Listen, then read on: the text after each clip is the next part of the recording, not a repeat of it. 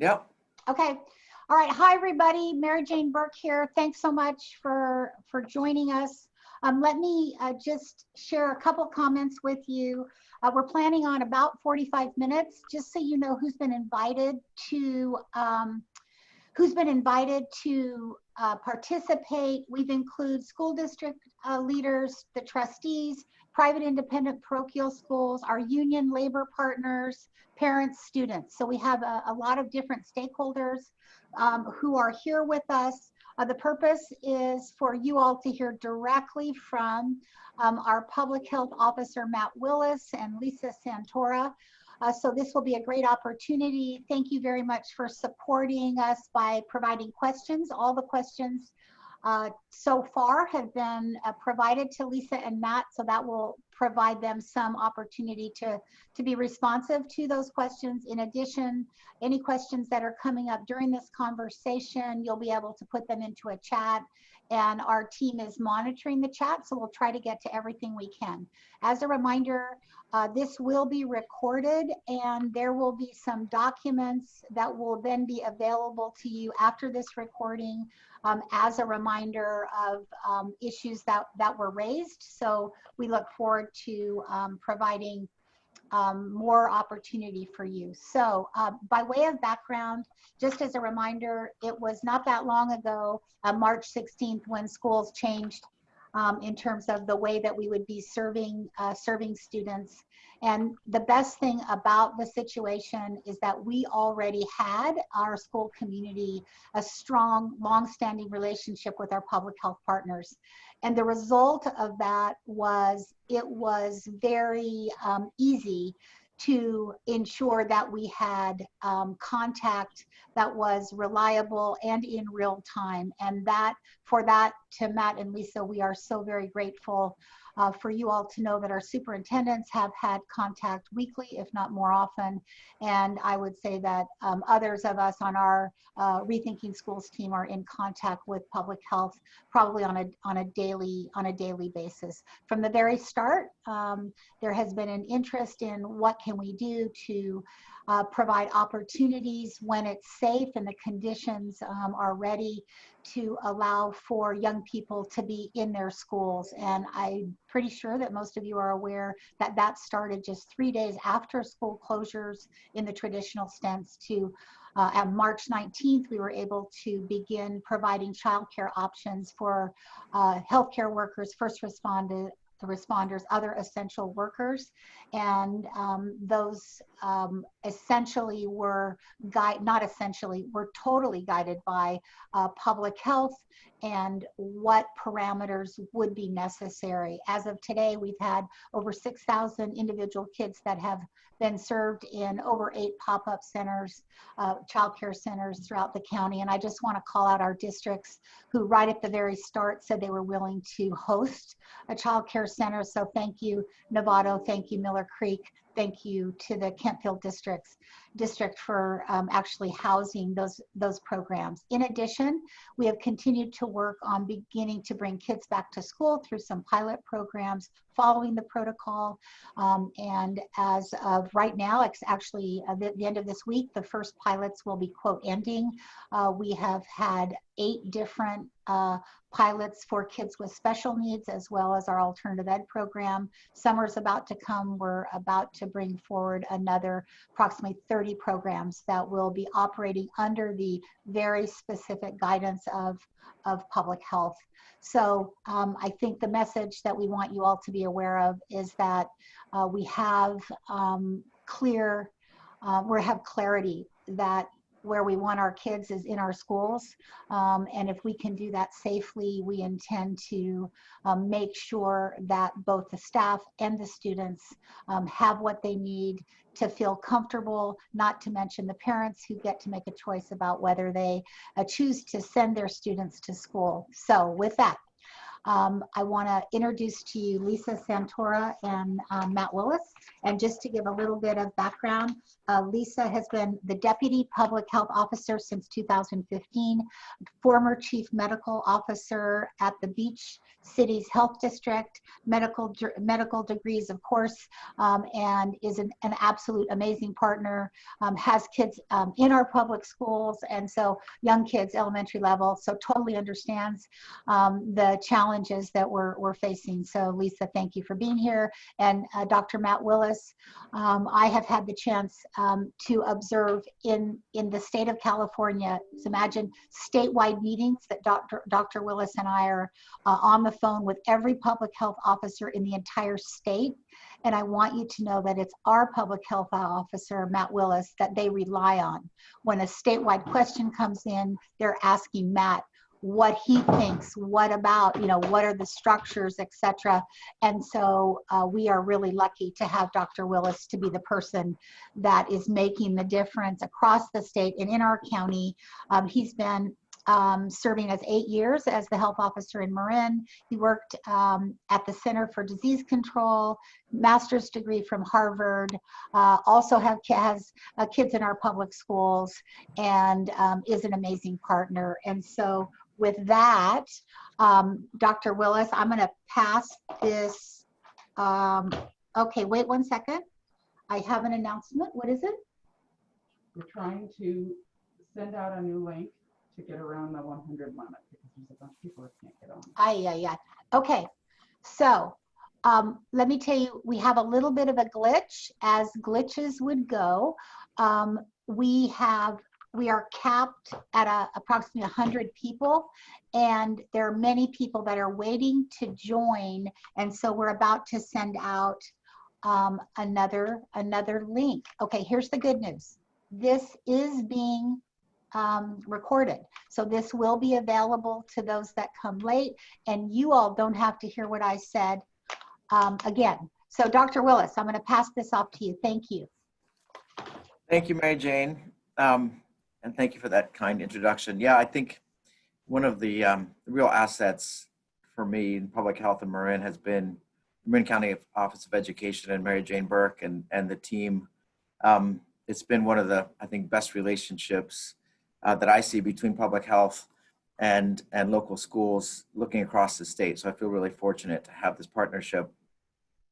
And whether, going back, whether it's measles or mumps or chickenpox, lice, we've been working and walking together for a long time, and that's just the nature of I think the relationship is speed dial with Mary Jane Burke on a regular basis, whatever might be popping up in the schools, and Dr. Santora has been really also very available to the school community, and that's a relationship that I think is being leaned into very heavily now, and will continue to be as we move forward, with this together. Just to offer some basic framing, I think this is obviously one of the most important challenges that we're all facing, this pandemic, and navigating decision-making in the atmosphere of uncertainty, I think is a challenge for all of us. And as we work forward, with the schools, we're balancing, and we'll be part of this conversation as we move forward, is balancing benefits and harms into such important domains. We, as Mary Jane said, I think we agree and we are super clear that we think classroom-based education is necessary for children's developmental and educational and social well-being. And that's a very high value. And at the same time, we're experiencing a pandemic that's transmitted from person to person. And we're trying to balance those two realities as best we can. And fortunately, we have guidance from Centers for Disease Control, guidance from California Department of Public Health. And then most importantly, we have our local relationships and understanding our own culture, and understanding the own prevalence of the disease within our own community and where it's flowing. And between those things, we will be navigating real-time decision-making as we move forward. Right now, we're still in the planning stage, and there's still some guidance that hasn't even been issued yet from California Department of Public Health, for example, hasn't even issued yet the guidance that it will offer for safe reopening of schools. So what we say today may shift or change depending on what the state offers, but I think this is an important opportunity for us to outline what we see as both the principles and some of the practices that we've defined thus far, and hearing from you kind of what your concerns are. So I'll end with that, and if Lisa has any other remarks to start with. No, just to thank everyone. I know this has been a challenging year and an unexpected year. Mary Jane mentioned March 16th, but my son, who's 10, remembers Friday the 13th. It was Friday the 13th when this all began. And again, we've been working closely to develop strategies and protocols through our pop-ups and pilots that we'll be talking about a little bit later. Again, to take these lessons learned from these smaller group settings of childcare and then to amplify them as we strive to roll into the new school year as we rethink school. So thank you. Yeah, and Lisa and I both have kids in public schools in Marin. So I always get the letters that we send out end up coming into our inbox, and my wife's always like, oh, interesting. So there were some questions that were sent, and I think we can maybe handle this by just kind of going through some of those questions, and then if there are additional questions that come up, we can field those. And Lisa and I we've divided and conquered some of these questions. So I'll start. The first set of questions were around the data and the evidence base. And the question was, given the counties and surrounding areas are reopening and Marin residents are traveling, how do we justify county not reopening to the same degree? So, first of all, this concept of reopening is obviously it's a continuum. It's not an on-off switch. It's not that you're either opened or you're closed. And it's just a question of, based on the risk of any given activity or sector, which will we bring online next? And all of us regionally, all the counties in the state, and there's more of a regional norm, are at different stages in that process. And we are, in fact, moving forward maybe a couple weeks behind those counties that are to the north of us. They have lower burden. We've had higher burden in those counties. And so there is, I think there's a similarity of where we are with regards to the reopening process, especially by the time we get to, say, July. Our process will be our environment will be much more similar to other counties in the region. So this question of how can we justify not reopening to the same degree, I think is answered by just the question of pace. And we've been moving at a slower pace based on higher incidence. What's the evidence base that's being used to design safe return to work practices? So the general organizing principle around the reopening is based on first in the first phase of the shelter in place, it was based on what's essential. So we're going to lock down as much as possible to prevent interactions between people that could lead to transmission. But what do people need to survive? So we need food. People need access to things that could keep their houses habitable, need access to healthcare, need access to pharmacies. They were deemed essential services. And those were the sectors that remained open. Starting on May 4th, after that 6-week or so interval of really being only limited to the essential services, we started in a different decision-making process, which was based on risk. So the things that started coming on board next after that were things that were lower risk intrinsically. So outdoor activities, where we know that the risk of transmission outdoors is much lower than it is indoors because of the dispersion of the particles, especially now that people are better with face covering, social distancing. And at every 2 weeks, we've been opening new sectors, again, based on a risk model more than based on an essential or non-essential model. So we're not in the business of determining what's essential versus not anymore. Now it's just based on the risk. And so, for example, hair salons, which you can see that I have not violated my own order from my own hair.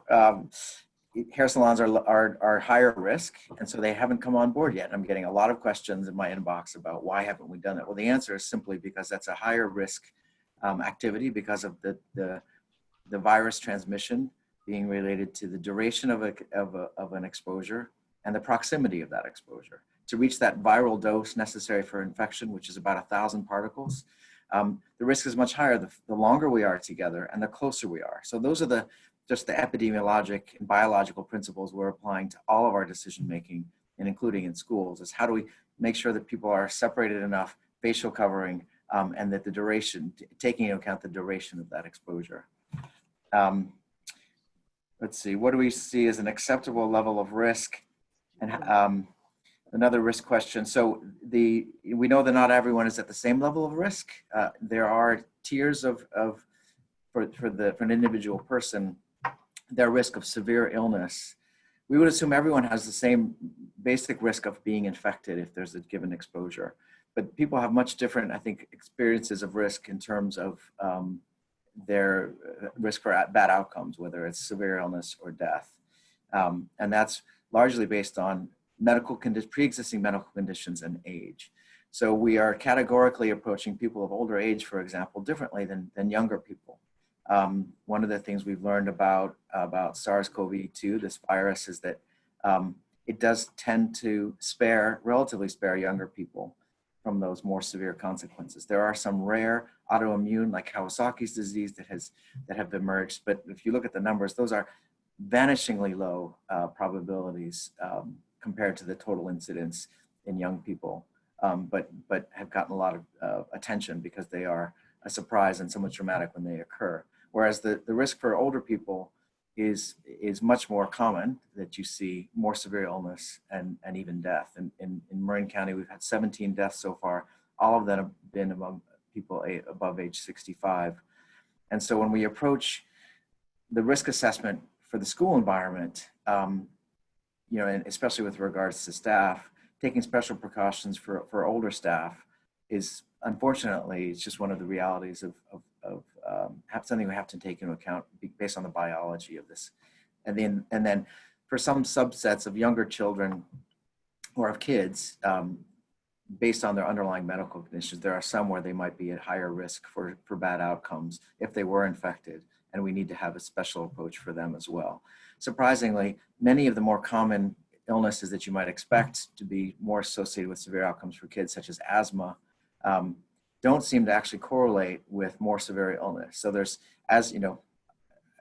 another principle here I think which is important in the background, which is we're learning more every day, every week about this virus, and we'll be applying that knowledge to everything.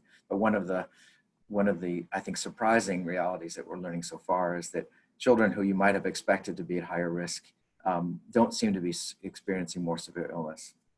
I'll go to the last. How long can the virus live on different surfaces? Can one strategy for sharing items, like putting books away for a certain period of time on the bookshelf for 3 to 5 days? So I consulted with UCSF on this question because there's been, again, we're learning every day. So this is the half-life in hours of the virus on different surfaces. And the half-life means, the point at which if there was, 100 particles that were alive, half-life is the number, that number of hours where only 50 of those particles are alive. And then you would, double that and you're down to like very low numbers. So for plastic, it's about 7 hours. For steel surfaces, it's estimated to be about 4-hour half-life. For cardboard, which is paper, the question was around, which was on books, it's about 3 hours. And for copper, it's 1 hour.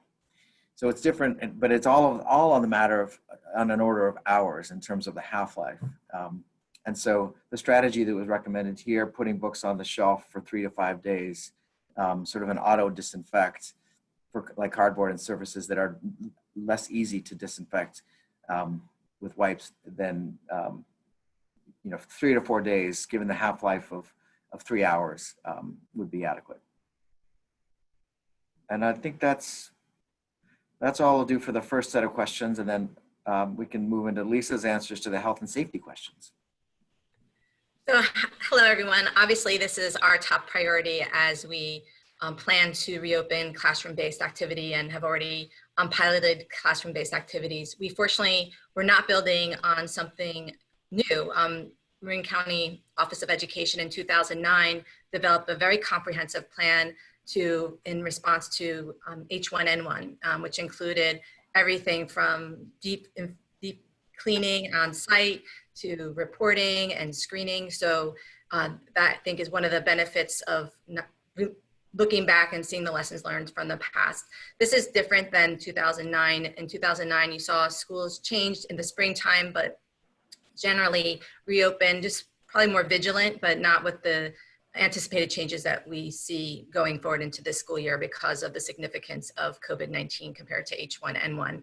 The first question that we received is, are schools required to have a walkthrough or an on-site review conducted by public health before reopening? And the answer to that is no.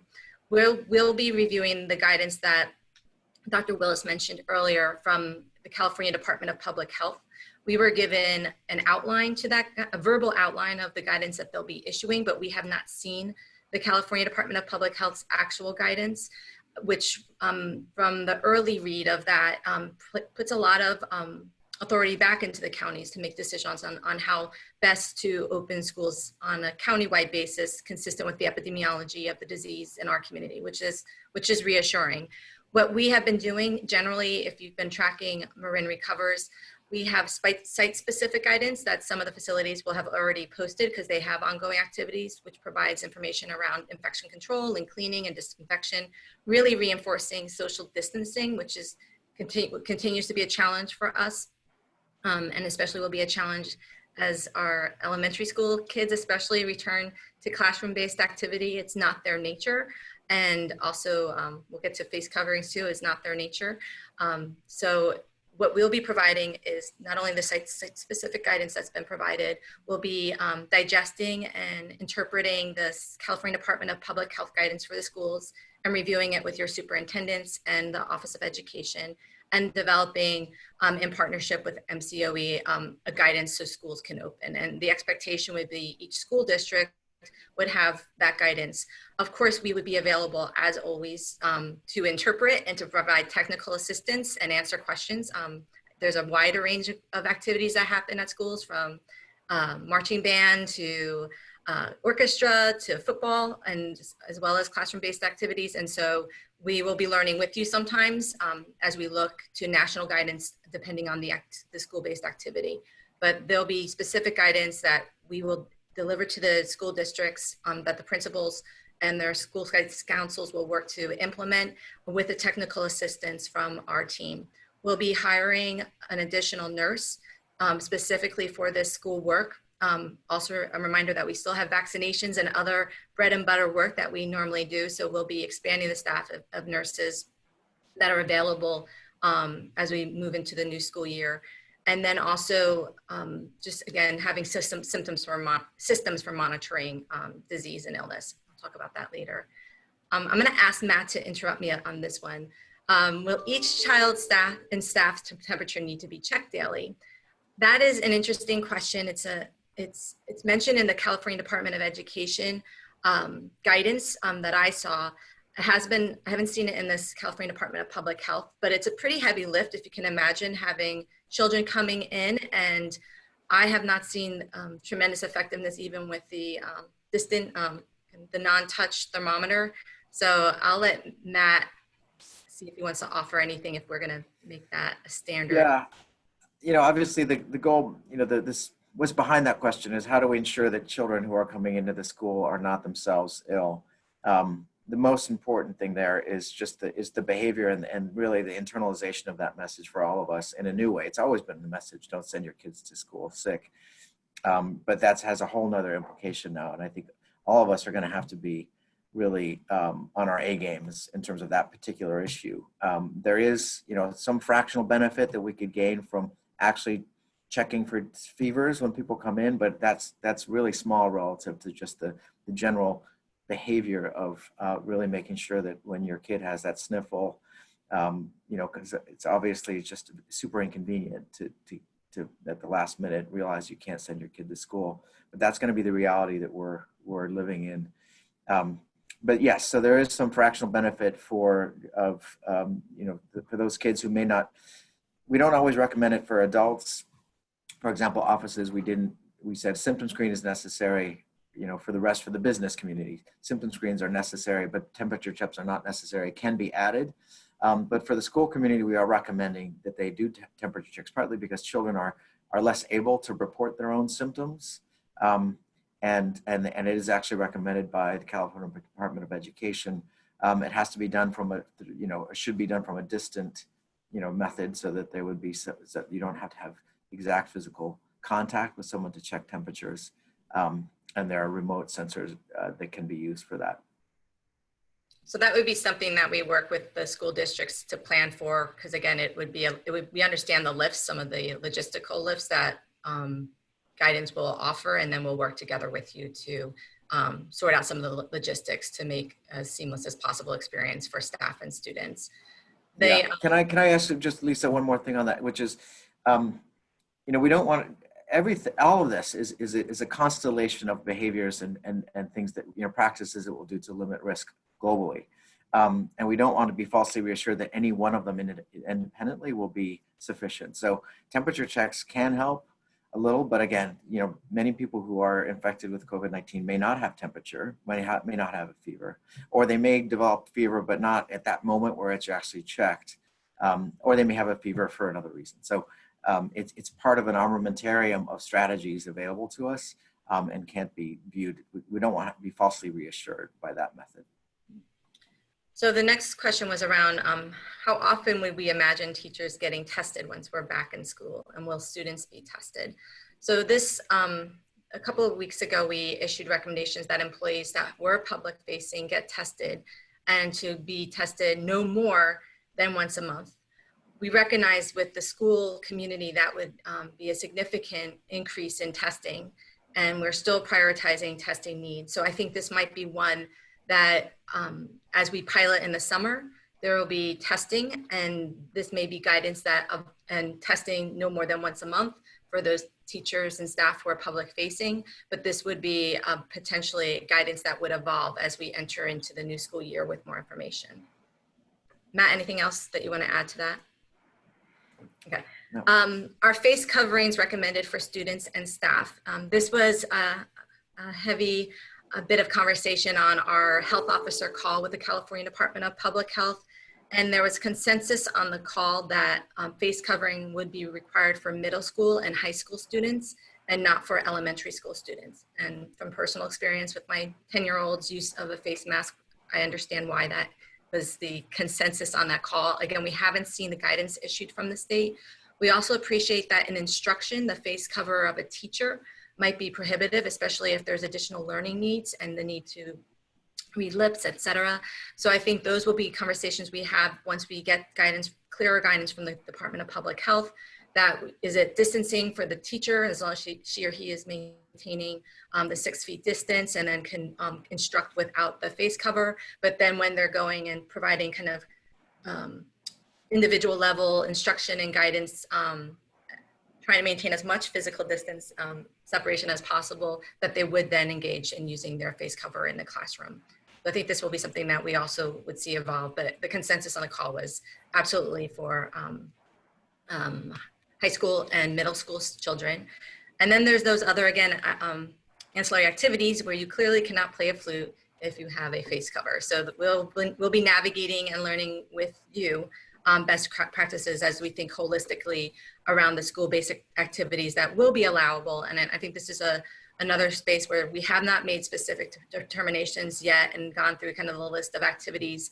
And I'm going to interpret for Dr. Willis, but definitely jump in. It would be a risk-based assessment, and it might be a phased-in approach as we first want to as we open classroom activity, get our feet on the ground, be able to monitor data and any information that we see in new cases of disease based on classroom reopening, and then have a phased approach. Anything you want to add there, Dr. Willis? Yeah, I mean, I think because I think it relates to an earlier question about risk. The risk is, activity by activity as well. And, there are, and the science tells us that the risk of, aerosolizing the droplets, which is the mechanism by which this virus is transmitted, is higher in certain kinds of activities than others. For example, singing and wind instruments, are unfortunately just a higher risk activity, although, highly valued as well.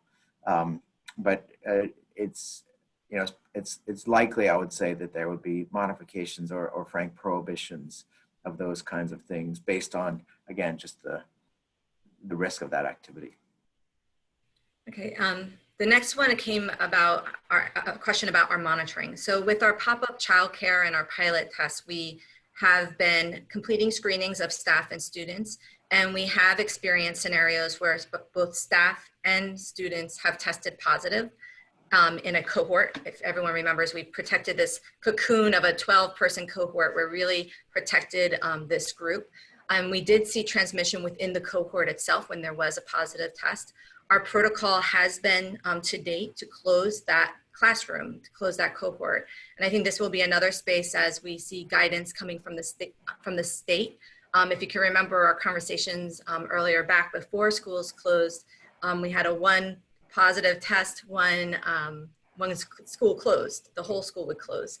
The intention of these cohorts and then limiting the congregation activities within the school would be able to not be positioned to have to close an entire school down if one case does presents as positive either among the staff or students. So that at this point though, a classroom with a positive case would be closed. The intention would not be to close an entire school. And that's again, as we navigate into and rethink our schools, maintaining those separations and some of those restrictions in congregation will allow us to maximize activity for and classroom-based education for the largest number of people, knowing that our current protocol would interrupt classrooms. And I keenly know as a working mom and of a two-parent working family, the impacts of having school is also childcare. It's not just education.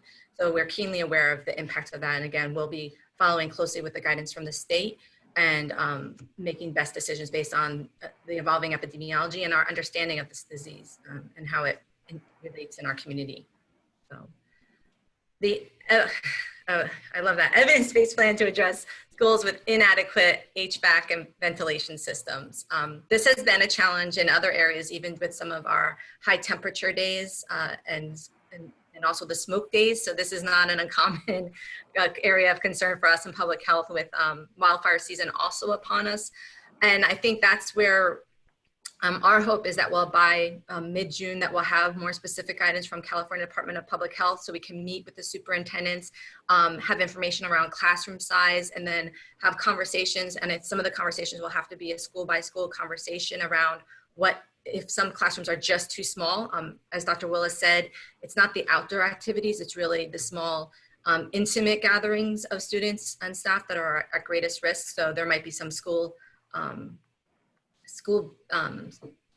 site based conversations around that and making determinations around classroom size, especially if it's a classroom with inadequate windows or inadequate ventilation.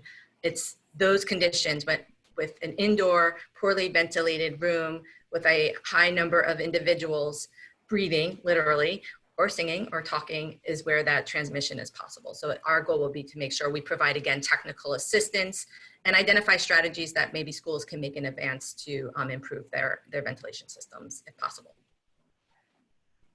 Okay, so and then the last one, this has come up a lot. Can teachers use face shields in place of face coverings? And we mentioned that earlier. I think that would be probably one of the workarounds to instruction so people can see a teacher while they're talking. We've all experienced now wearing our face covers, not being able to understand each other sometimes because of the muffling, which is working effectively. And that might be something where, an example where we would make the accommodation with a face mask, but while maintaining the 6-foot distance. The face covering, if you can imagine when you sneeze, particles spread in like a 360 direction. So the purpose of wearing the mask, and some people wear the face covers more to cover the eyes, and the face mask or face covering itself is to prevent the expulsion of particles from our mouth. So it might be, again, one of those accommodations that we make. All right, Matt, it's going to be back to you for, we entered into a little bit, the cohorting question. The cohort question, yeah, this is a super important question. So here's the question. It's important that students get back to class or school. Can we focus on cohorts larger than 12? The answer is yes. And it's going to be based on age. So one of the, we expect that high school students, I think there's a couple reasons why, elementary, middle, and high school.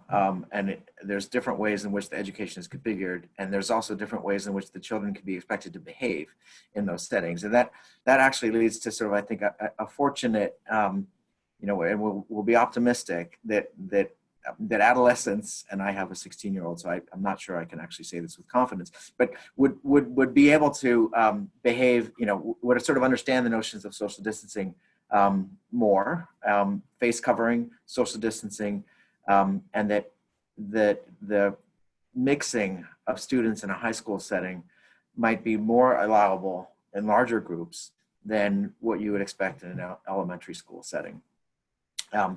One of the, just to outline one of the reasons for the cohorting, that it's important so that we will try and maintain this as much as possible while reconciling it and balancing with what's feasible from an educational standpoint for children to actually be inside together learning, is that if there is a case, and this has happened before, we learn about these cases through laboratory reporting. This is just a little bit of background. So how we find out about a case is anyone who's tested in Marin, if it's a positive case, it's processed through a laboratory by definition. The laboratories have direct relationships with public health. So we learn about the cases. We'll reach out.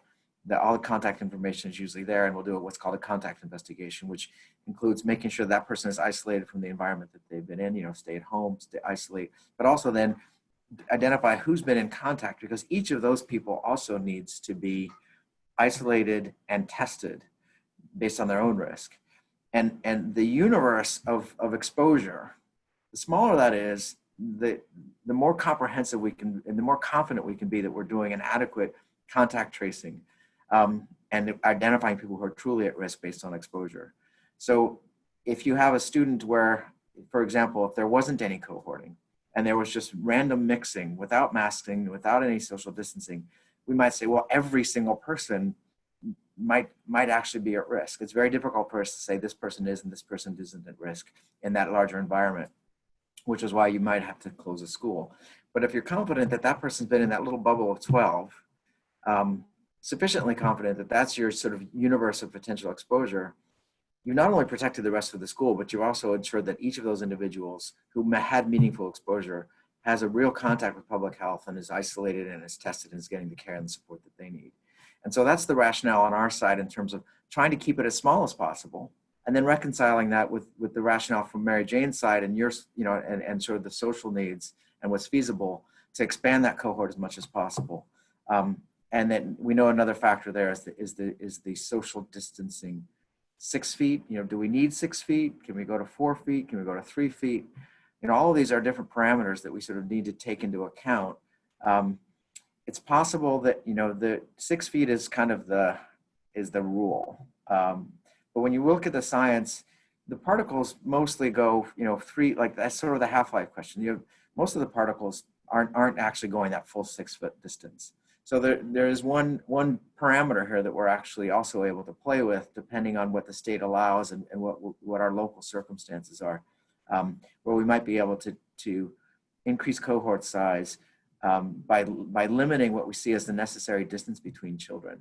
And that's another, and those decisions haven't been made yet, and we're eagerly waiting for the CDC and CDPH, California Department of Public Health, to help offer some guidance there, because I recognize that's one of the most important parameters for us to plan around, whether it's in transportation and in buses and in the classroom.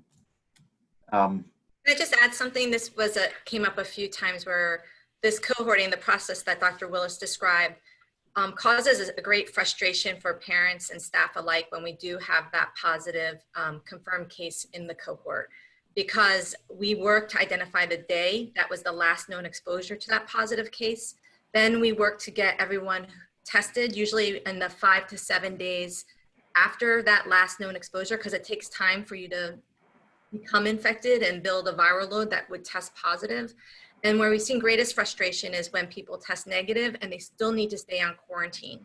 And that's something that we work together with. We'll be working on scenarios that will be distributed to each of the schools so they can see the implications of the cohort, both from why we're keeping it small, and then the consequences, where many parents expect that negative test means they go right back to school. And for us, from the public health side, it means, no, you're still in quarantine for 14 days since your last known exposure. Can adults cross cohorts? The answer is yes. And this is based on, it's sort of an example of the conversation with Mary Jane and the school community that's happened thus far.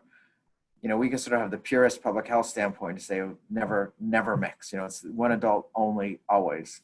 And it just sounds like that's not feasible. And it makes sense even from the standpoint that that adult may need vacation time or may get sick and not be. So we acknowledge that there's going to be more than one adult involved in the education of cohorts, however many they are for whatever age group.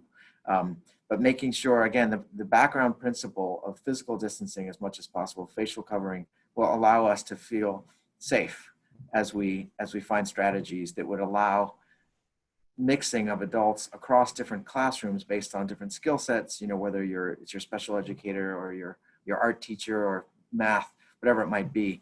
Those individuals can cycle through in ways that we, as long as we have other processes in place to ensure security. There's also, opportunities, I think, to limit that through virtual experiences. But the answer to that question is yes, some number of adults can cross cohorts, and that we haven't figured out exactly what that looks like, but it will not be only one.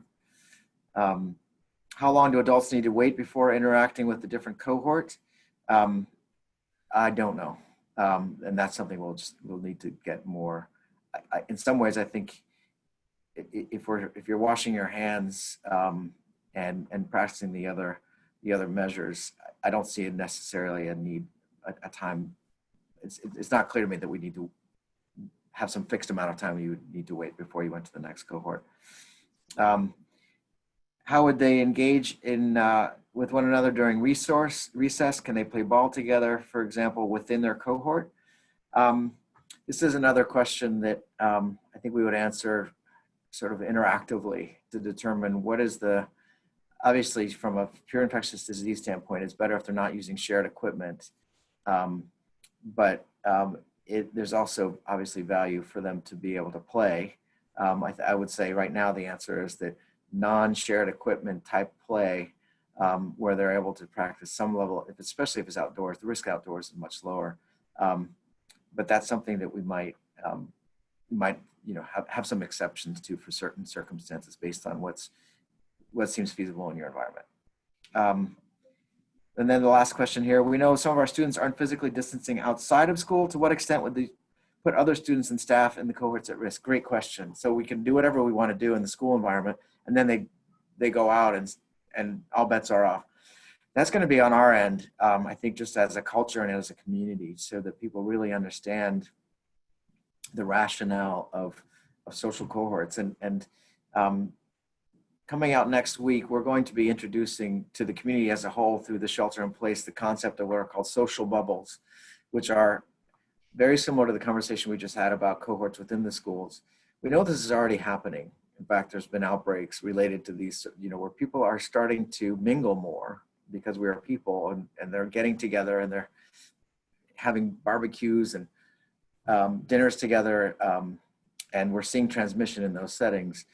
So there are ways to do that safely and ways to do that less safely. And what we are doing from a public health standpoint is encouraging families to gather in what are called social bubbles. So one family, another family, maybe a third family can actually sort of choose to be that bubble for a period of 3 weeks, where you can actually go over to that person's house. And if you're out of doors and you're practicing social distancing with that group, that's a lower risk activity that allows some of the social engagements that we all value. The children within those groups can also relate to one another as they would. So and some of these bubbles in New Zealand and other places where they've been organized are actually around who are playmates naturally, and then the families sort of organize around that. So it's one sort of practical way to limit that reality that there will be exchange between students outside of the school environment, and put some lanes on that and some guardrails on that. And that's that question. And now, Lisa, you got some cleaning questions? I think that's the cleaning question is the last set of questions, then we can open it up. Well, it's appropriate because when I get stressed, I take out my Lysol and clean a lot. So it's good for me to end on this. And I think just it also dovetails well with this conversation about the bubbles. We have had outbreaks of among multiple families who were bubbling before bubbling became a standard bearer in our community. And we have seen disease transmission. And I think what's happened, and I'm guilty myself, and probably there's other guilty parties on the phone, is when this first launched and we saw hospital rates go up. We saw people, we had an outbreak here in the Emergency Operations Center. We were very, very vigilant with hand hygiene, with respiratory etiquette. We saw a rapid adoption, which I didn't think ever possible in American culture, of face coverings. So we saw that. And I think what's happened now, there's a fatigue that's preventing us from being as vigilant as we should be. And I think as we look forward to rethinking schools, I think everyone on this phone call and the staff at all of our schools really, again, need to double down, triple down, quadruple down on vigilance, both with cleaning as well as with their own personal hygiene and respiratory etiquette practices for us to navigate in through the fall and to the start of the new school year.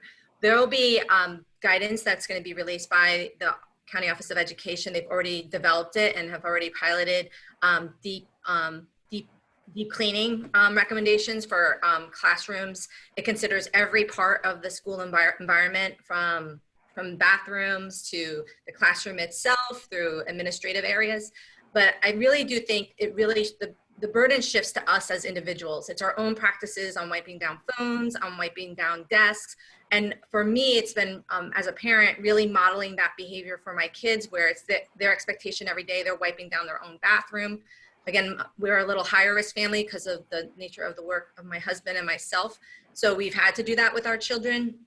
And so I think that's just something that your schools will be providing guidance on that, but it's not, we all know what is good disinfection and good cleaning. I think we fatigue, and especially as the school year runs on, that early energy around disinfecting and cleaning classrooms will start slacking, as our human nature is to do on that front. So I don't think we need to go into any specifics, because I know we're coming up on time around the cleaning questions. Okay, great. Hey, So- Jane, I saw there was a few questions on transportation. Yes, I please. Yeah, so the transportation with buses and things, that's going to depend, if it's 6 feet, if that's our rule, that's going to determine how buses are configured, where it's 4 feet. Right now, the Office of Education at the state is recommending 6 feet. And so it's challenging. The number of children that can go on any bus, if you're really trying to maintain that, is diminished significantly. And there's, recommending like a zigzag pattern, child in the front row, and then the next row back, and then the third row and the next. And I think we're already recognizing, we're speaking with other public health officers, that's probably going to just in itself, if we really adhere to that standard, make it much harder for kids to get to school. Right. And so that's an example of an area where we would work with you all on what's the best, safest, and feasible option given our resources. Great. Okay. So Kim Lippy, can you review some of the questions in the chat that have not yet been answered? Yes, for sure. A few questions related to sports teams and sports practices. When could, especially at the high school level, about when that might be allowed? Yeah, it's, right now we're allowing, camps to continue. So these are summer camps, and it's a stable cohort of, and this is all the way up through high school. And it's a stable cohort of 12 kids who can be in a camp together, and they can do, we sort of understand that for that group, the social distancing, is not feasible. But it's the same 12 kids, and it's for 3 weeks. And that's in order to limit the number of exchanges between people. I mean, the virus is still part of this. It's still with us. We're seeing more. I should have started with this, but we're seeing more COVID-19 now than we ever have. So we're not opening up because it's safe. We're opening up because it's impossible to just stay closed forever. And it's gonna be 2 years before we have a vaccine. And so it's all about how we can do this safely. So one of the concerns I have is that people are like, oh, the coast is clear, let's just go. Right. And if I hear, when I hear that, we're going to start like having, football practice where kids are going to be just in there sweating and, interact, and then going home without being part of that stable cohort, that's a misunderstanding of the level of risk we're at right now as a community and is not actually allowed under the law. And so the question is when. The when question is a good question, and that's a harder one to answer. I would say, we might be able to start doing those things late, mid to late July, depending on our incidents. We're watching hospitalization rates very carefully to see if we're seeing surges in cases. Matt, there's a question that I caught that when ultimately there is guidance from public health, and just for everybody to know, everything leads back to the local public health director, the team, right, in terms of what we'll be looking at, given the state guidance, et cetera. But Matt, will when these, let's say, parameters are put forward, they will apply equally to private, public, independent, and parochial schools, correct? Yes. Okay. The virus doesn't care. Right. So just for everybody to know, that was a question that came up. Ken, anything else that you can see here? We talked about masks a bit, but there are a number of questions related to masks. Maybe one more piece of that is, are there particular masks related to cloth masks that should or should not be used? And would you recommend students supplying their own masks, or is this going to be a responsibility that you see schools having? The mask that we've seen the most issue is the mask with the valve. That mask with the valve is really for people that are in dust environments and need to exhale because it allows particles to go out. And that's the mask that we've been trying to message not to use. We see children bringing their own masks to school. And of course, if a child does not have access to masks, that's something we would work with the school district to make, or face covers to use the more appropriate term, to make sure we have access, everyone has access to face covers. And again, we've seen wide adoption across Marin County in different neighborhoods and different communities. So, but we would work together with you to make sure all students and staff have access to face covers. There is an exception in the order around people that have medical needs. And I saw a question on the chat too, where there are individuals with, might have developmental delays or other behavioral issues where a mask could be more interruptive, anxiety provoking, triggering. And so that would be an allowable exception to that rule. And again, I think we would work on a case-by-case basis just to provide guidance in the classroom and how to mitigate any risk if there is a child in the classroom environment. But we haven't seen in our pilots any areas there, but they've been in the elementary school. So I don't know as we move up to the middle and high school space, but there is an exception in order for medical exemptions, and that includes behavior. Yeah, and I would just add that, it's basically like your socks or something, it's part of your clothing. Like your mask is just part of your clothing now. You bring it with you when you go out. If from an equity standpoint, if there's anyone who doesn't have access to a mask, we have lots of people making masks, and we would have access to masks to sort of offer someone to have sort of their permanent little supply of masks. And then having on site, for those kids that may forget theirs, having on site some small number of disposable masks just to get them through the day. But I think we would expect that people should actually have their own masks that they use permanently. And I can see my kids forgetting to bring their mask and me as a working mom forgetting to bring a mask. So probably a good reminder as we start the school year to have an extra supply in the backpacks of our kids. Right. Ken, anything else? There's a question. We have robust support from our local labor associations. When you make these determinations, are you considering organized representative labor to be stakeholders in your process? Is that for you, Mary Jane? Yeah, I'll take it. The answer is yes. So we have been recently been in conversation with the presidents of AFT, CTA, and last night was the presidents of all the groups in Marin County related to CSEA, our classified group. And we do understand that in order for all of this to work, we need to include all the stakeholders, whether it's the parents, the students, the labor partners, the administration, the community at large. So there are a lot of different stakeholders. In fact, this call is evidenced by everyone being included. So we're sort of getting to the end of this. First of all, I want to apologize to those that we were not able to get onto this call, but for some of you, you were able to join through Facebook. So thank you for being flexible in that arena. We still have many questions in the chat, and so we'll address those and put them on the returning to schools, shall we call it, Rethinking Schools website at the county office. But Matt and Lisa, I want to end with a frame. Number one, in a couple of weeks, would you be willing to do this again? Please. Yes? Yeah. Okay. I mean, after the CDPH guidance comes out, I assume it'll be forthcoming, but we should wait for that for the next conversation. Okay, right. So to everybody, number one, we'll do this again for sure in a couple of weeks. And so I think one of the things we're hearing as this is all framed is trying to make sure that we take into account everything we know about this pandemic and how it is that we're going to be able to keep people safe by utilizing a common sense approach, I think is part of the story.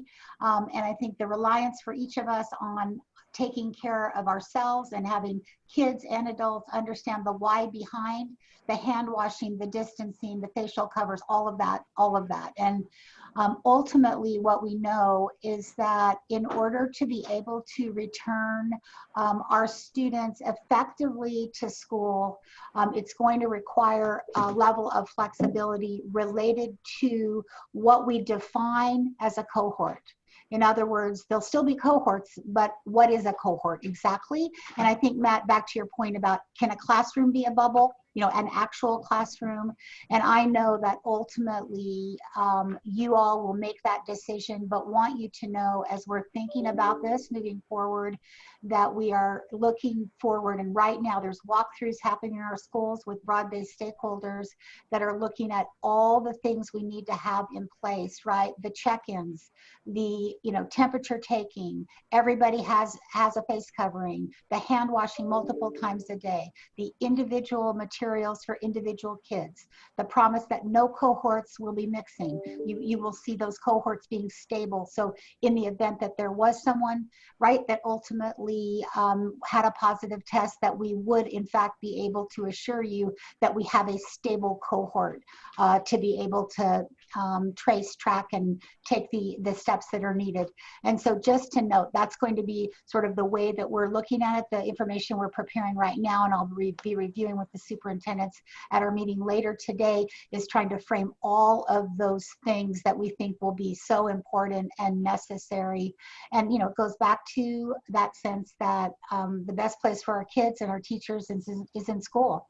And anything we can do, just to note, to make sure that we'll be able to make that happen is what we're working towards right now. So we appreciate your flexibility and know that this is not easy. And I was recently on a phone call with someone who said to me, something like, well, can you promise us that no one's going to be COVID positive?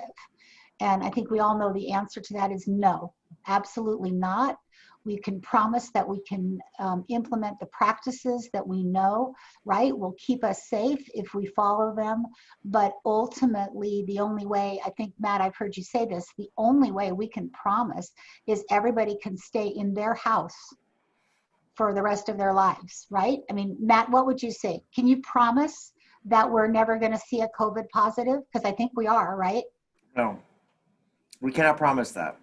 Okay. But we're prepared. Okay. So, all right, couple of weeks, we'll get back together. You know what the next steps are. I think the takeaway, or one of the takeaways, is your socks and your face covering are now part of your regular clothing. So thank you very much, everybody. Appreciate you being here.